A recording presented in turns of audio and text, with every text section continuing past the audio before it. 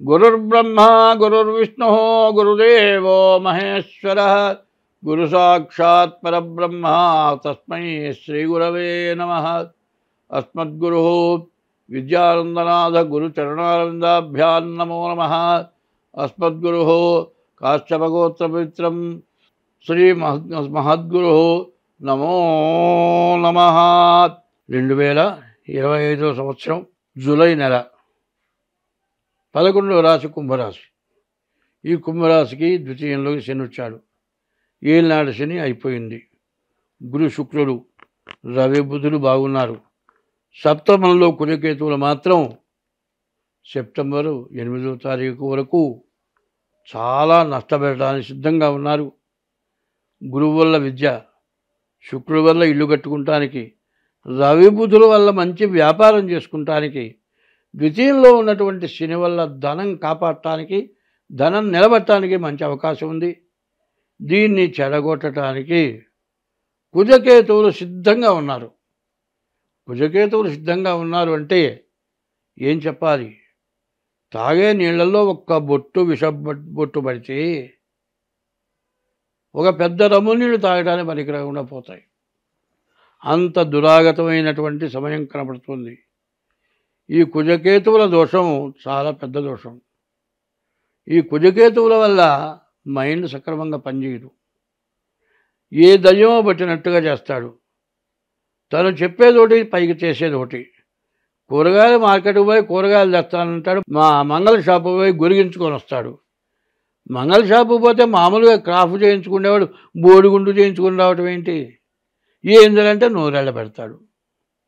అంటే నీ మైండ్ నీకు సక్రమంగా పనిచేయకుండా కుజకేతువులు నేను ఇబ్బంది పెడుతున్నారు అనేది పూర్తిగా గ్రహించాలి. ఎందుకంటే చేతిలో డబ్బులుంటే ఏం చేస్తావో తెలియదు. పిచ్చోడి చేతిలో రాయి ఉంటే ఆ రాయి తీసుకొని ఎవరన్నా కొడతాడా? ఆ రాయితో తన తలకాయ పగలగొట్టుకుంటాడా? లేకపోతే రాయి నమిలి మింగుతాడా? ఏం చేస్తాడని చెబుతావు? పిచ్చోడు ఎట్లాగో ఈ కుజకేతువులు కలిసిన వాడు అంత ఇబ్బంది పెడతాడు. అందులో సప్తమంలో ఉన్న కుజకేతువులు భార్యాభర్తలకు పూర్తి విరోధం వచ్చేటువంటి లక్షణాలు కనబడుతూ ఉన్నాయి. కాబట్టి ఈ కుంభరాశి వాళ్ళు మీ వ్యాపారాలు సరిగా చేసుకోవాలి. బుధాదిత్య యోగం రవి బుధులు కలిసి ఉండటం చాలా మంచిది. మరి గురువు పంచమంలో శుక్రుడు ఉన్నాడు. ఇద్దరు కూడా మంచి స్థానంలో ఉన్నారు. రవి బుధులు మంచి స్థానంలో ఉన్నారు. శని ద్వితీయంలో మంచి స్థానంలో ఉన్నాడు. 5 గ్రహాలు బాగున్నాయి. 5 రాహువు కేతువు కుజుడు పూర్తిగా విరుద్ధమైనటువంటి స్థాయిలో ఉన్నారు. దీని నుంచి తప్పించుకోవాలంటే చాలా జాగ్రత్త పడాలి. ఎందుకంటే ఈ సప్తమ కుజకేతువులు ఏం చేస్తారు అంటే చాలా ద్రోహం చేస్తారు. ఎందుకంటే చింతామణి నాటకంలో పద్యం చెబుతుంది. చింతామణి బంగారం లాంటి అందగత్తె అయినటువంటి పెళ్ళాన్ని వదిలిపెట్టి ఇవాళ నా దగ్గరికి వచ్చావు. ఇట్లా నువ్వు ఎంతమంది దగ్గర తిరిగి నా దగ్గరికి వచ్చావో, నా అంత అందగత్తె లేదని నువ్వు నన్ను అంటున్నావే. ఎంతమంది దగ్గరికి వెళ్ళి ఈ మాటలు చెప్పావు?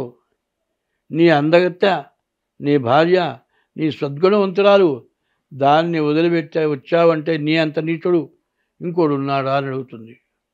ఎంత చెప్పినా ఆ దుర్గుణం పోదు.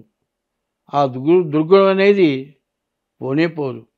ఆ దుర్గుణం వల్ల మొత్తం అంతా భార్య పోయి, ఐశ్వర్యం పోయి, సర్వస్వం కోల్పోయి, పండితుడైనటువంటి వాడు కూడా చివరికి ఇంత విద్య చదువుకొని ఏమైపోయినా అని దుఃఖపడతాడు. కాబట్టి ఈ టైమును మీరు సద్వినియోగం చేసుకోవాలంటే, కుజకేతువుల నుంచి బయటపడాలంటే ముందు మీ జాతక రీత్యా మీరు ఎట్టా ఉంది చూసుకొని దానికి తగిన ఉపశమనం చేసుకోవటం చాలా మంచి టైము, మంచిది. ఇది చేసుకోకపోతే చాలా ఇబ్బంది పడతారు. ఎట్లా ఉంటుందంటే తింటూ ఉంటే నోటికి రుచి తెలియలే. ఎందుకంటే రోగం వచ్చింది, ఒంట్లో బాగాలేదు, ఏది తిన్నా మట్టిలాగా ఉంది, ఏంది ఉప్పు లేదంటాడు. ఉప్పు బాగానే వేసింది, తీసుకురా మళ్ళీ ఉప్పు పోసుకుంటాడు. ఆ ఉప్పు పోసుకున్న తర్వాత పూర్తిగా తినటానికే పనికి రాకుండా పోతుంది.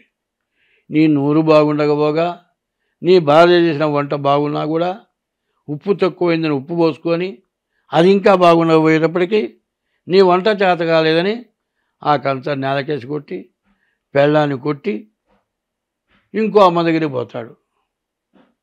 ఆమె వీడిని గురిగిస్తుంది. ఈ సప్తమంలో ఉన్న కుజకేతువుల వల్ల అట్లాంటి దుశ్చర్యలు జరుగుతాయి, మైండ్ లేని పనులు జరుగుతాయి, చాలా కష్టాలు పెరుగుతాయి. దీని నుంచి తప్పించుకోవాలి అంటే ప్రతిరోజు కూడా సూర్య నమస్కారాలు చేయాలి. తెల్లవారుజామునే నిద్ర లేచి స్నానం చేసి ఇంట్లో దీపారాధన చేసి ఉదయం పూట సూర్యుడికి, మధ్యాహ్నం పూట సూర్యుడికి, సాయంత్రం పూట సూర్యుడికి నమస్కారం చేయాలి. ఉదయం బ్రహ్మస్వరూపం.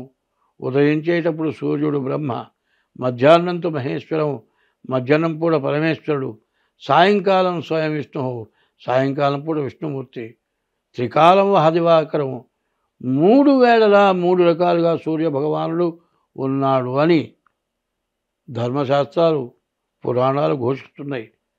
నీ దగ్గరలో ఉన్న సూర్యుడు నమస్కారం చేయండి. ఆ సూర్య కిరణాలు నీ మీద పడితే నీలో ఉన్న చెడంతా కూడా నశించిపోతుంది. కాబట్టి ఈ రాశివాళ్ళు ముందు దైవాన్ని నమ్మాలి. దైవం కంటే జన్మనిచ్చిన తల్లిదండ్రుల్ని పూజించాలి. నీ ఇంటికి వచ్చి నీ భార్య నీ అత్తగారింట్లో 25 సంవత్సరాలు ఉండేది. చివరి జీవితం మొత్తం నీ భార్య నీ ఇంట్లో నీ దగ్గర గడుపుతుంది. అటువంటి భార్యని హింస పెట్టకుండా భార్యకి మేలు జరిగేట్టుగా మంచిగా ప్రేమగా చూస్తూ, ఏంలా కూడా వస్తాడు, పెట్టు అన్నం పెట్టి తొందరగా అంటాడు. నువ్వు అన్నం తిన్నావా లేదా అని మాత్రం భార్యని అడగడు. ఆరోగ్యం బాగుందా, అన్నం తిన్నావా, నువ్వు పని చేయగలుగుతున్నావా అని ఒక్క మాట నువ్వు అడిగితే ఆ భార్య సంతోషపడుతుంది. మరి భార్యతో ఎట్లా ప్రవర్తించాలి, తల్లిదండ్రులతో ఎట్లా ప్రవర్తించాలి, బయట జనంతో ఎట్లా ప్రవర్తించాలి, ఈ ప్రవర్తన చాలా అవసరం. ఈ ప్రవర్తనే నిన్ను బాగు చేస్తుంది. ఎప్పుడు కూడా స్త్రీని గౌరవించాలి. మరి ఇప్పుడు 2024 నుంచి 2028 వరకు కూడా ఎప్పుడు కూడా ఎలక్షన్ జరిగితే పార్లమెంటు మెంబర్లు, అసెంబ్లీ మెంబర్లు మరి ప్రజల ఓట్లతో గెలిచి వచ్చినటువంటి వాళ్ళే రాష్ట్రపతి, ప్రధానమంత్రి, మిగతా మంత్రులు ఎట్లా ఉంటారో మరి పంచాంగరీత్యా 9 గ్రహాలు కూడా రాజు, మంత్రి, సేనాధిపతి అట్లా ఉంటారు. అందులో ఈ సంవత్సరం 6 పాపగ్రహాలు, 3 శుభగ్రహాలు. ఈ పాపగ్రహాల వల్ల వచ్చేది ఏమిటో మనకు తెలుసు కదా, దుర్మార్గుల వల్ల జరిగేది ఏంటో తెలుసు కదా, మంచి వాళ్ళ వల్ల జరిగేది ఏంటో తెలుసు కదా. అట్లా పాపగ్రహాల వల్ల రాష్ట్రం, దేశం, విదేశాలు, ప్రపంచం, అందులో మనకు పాకిస్తాన్ నష్టం. ఎవరికన్నా లాభం వచ్చిందా? యుద్ధమా? పబ్లిక్ యుద్ధం కాదు, అంతర్యుద్ధం.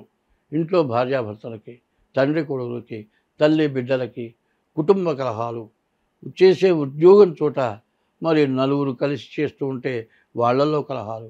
ఇట్లాంటి కలహాల వల్ల ఎవరి బ్రతుకు వాడు బ్రతకలేక మనస్సు పాడైపోయి తిన్న తిండి మనకు ఒంటికి పట్టక మనస్సు పిచ్చివాళ్ళగా తయారైపోయి అందరూ బాధలు పడుతున్నారు. అటువంటి వాళ్ళందరినీ కూడా యక్కర్త జగతాం భర్త సంహర్త మహసాం నిధి ప్రణమామి తమాదిత్యం బహిరంతస్తమోపహం. లోపల వెలుపల ఉన్నటువంటి పైన భూమిలో ఉన్నటువంటి ఆ భగవానుడికి నమస్కారం చేసి మమ్మల్ని అందరినీ కూడా రక్షించమని కోరుతూ స్వస్తి.